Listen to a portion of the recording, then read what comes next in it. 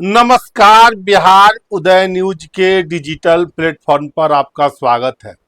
दोस्तों, बिहार में चुनावी साल है और हम हर विधानसभा के बारे में वीडियो बना के विधानसभा के वहां के जातीय समीकरण, दावेदारों और पिछले चुनावों की चर्चा कर रहे हैं। और आज हम उसी कड़ी में चर्चा करने वाले हैं मनेर विधानसभा को लेकर। पाटलिपुत्र लोकसभा के अंतर्गत आने वाले मनेर विधानसभा को लेकर। मनेर विधानसभा बड़ा ही हॉट सीट माना जाता है और तेजस्वी और लालू यादव के काफी करीबी भाई वीरेंद्र वहां से विधायक हैं। और इन सब सारी चीजों के बारे में हम चर्चा करेंगे और साथ साथ हम आपको ये बताएंगे 2010 के चुनाव में, 2015 के चुनाव में, 2020 के बिहार विधानसभा चुनाव में क्या हुआ था, कौन कितने वोट किनको मिले थे, कितने वोटों से कौन किस पार्टी के चुनाव जीतने में सफल रहे थे। और साथ साथ हम ये भी चर्चा करेंगे कि मनेर विधानसभा में किसकी दावेदारी है, कौन बड़ा नेता अब चुनाव लड़ना चाहता है। इस बारे में चर्चा करेंगे और आपको बताएंगे कि वहां के प्रबल दावेदार कौन है और वहां के जातीय समीकरण, सामाजिक समीकरण, एक एक चीज करके हम वहां के मनेर विधानसभा के बारे में बताएंगे।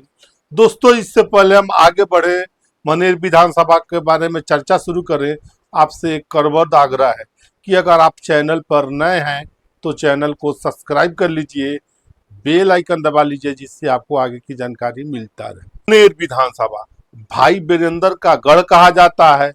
जादवों की लगभग 1 लाख से ज्यादा संख्या है और भाई वीरेंद्र लगातार वहां से चुनाव जीतते रहे हैं। तेजस्वी यादव लालू यादव के काफी करीबी है।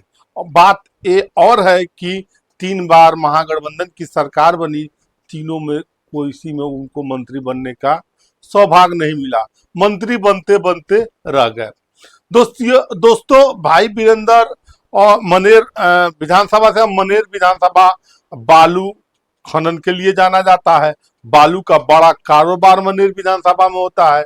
भाई वीरेंद्र भी बालू के बड़े कारोबारी हैं, मनेर के विधायक हैं। देखिए, अब हम चर्चा करते हैं मनेर विधानसभा में किस जाति के कितने वोटर हैं।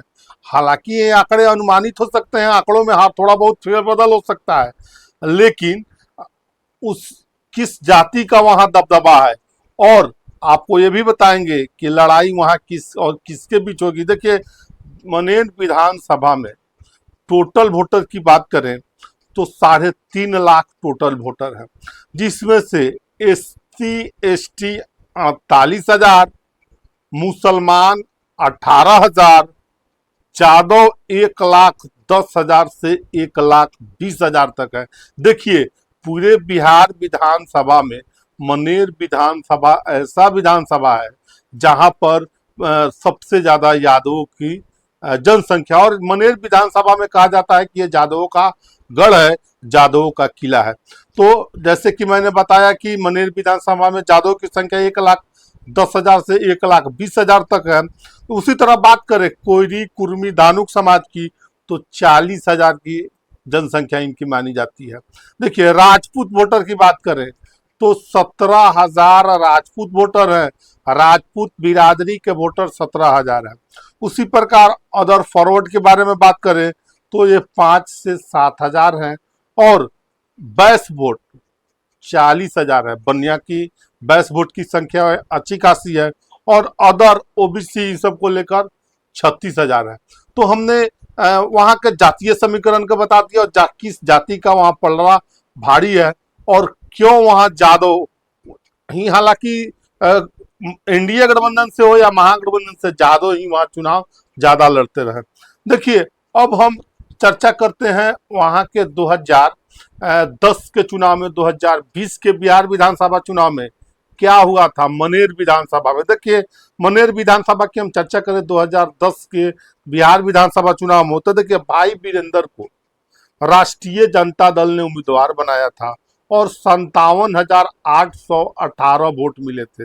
उसी प्रकार श्रीकांत निराला को जनता दल यूनाइटेड ने उम्मीदवार बनाया था, उनको 48,217 वोट मिले थे।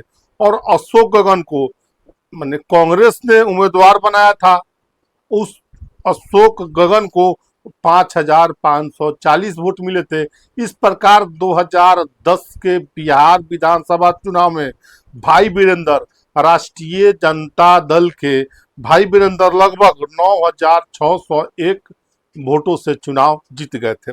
देखिए अब हम चर्चा करते हैं 2015 के चुनाव में। 2015 के चुनाव में मुख्यमंत्री नीतीश कुमार जो वर्तमान में एनडीए के साथ हैं, वो महागठबंधन के साथ थे, तेजस्वी यादव के साथ थे, कांग्रेस के साथ थे। तो देखिए मनेर विधानसभा में 2015 के चुनाव में फिर से आरजेडी ने भाई वीरेंद्र पर भरोसा जताया और उनको बता दें 89,777 वोट मिले। और श्रीकांत निराला को भारतीय जनता पार्टी, वही श्रीकांत निराला जिनको 2010 में जेडीयू उम्मीदवार बनाई थी, अब वही उसी श्रीकांत निराला को भारतीय जनता पार्टी उम्मीदवार जिनको 66,495 वोट मिले। और गोपाल सिंह को कम्युनिस्ट पार्टी ऑफ इंडिया ने, सीपीआई ने खड़ा किया था, उनको 4,332 वोट मिले। इस प्रकार भाई वीरेंद्र 2015 के महागठबंधन के लहर में 22,228 वोटों से चुनाव जीत गए। देखिए भाई वीरेंद्र के बारे में कहा जाता है कि वो दबंग छवि के हैं और उनका मनेर में सिक्का चलता है। देखिए पिछले विधानसभा चुनाव 2020 के चुनाव में क्या आंकड़ा रहा था। देखिए भाई वीरेंद्र पर आरजेडी लगातार भरोसा करती है और लगातार उनको उम्मीदवार बनाती रही। देखिए अब जो चर्चा निकल कर आ रही है 2020 के चुनाव में कि हम चर्चा कर रहे हैं, उस चर्चा में भाई वीरेंद्र पर फिर से राष्ट्रीय जनता दल ने भरोसा जताया और 94,223 वोट मिले 2020 के बिहार विधानसभा चुनाव में।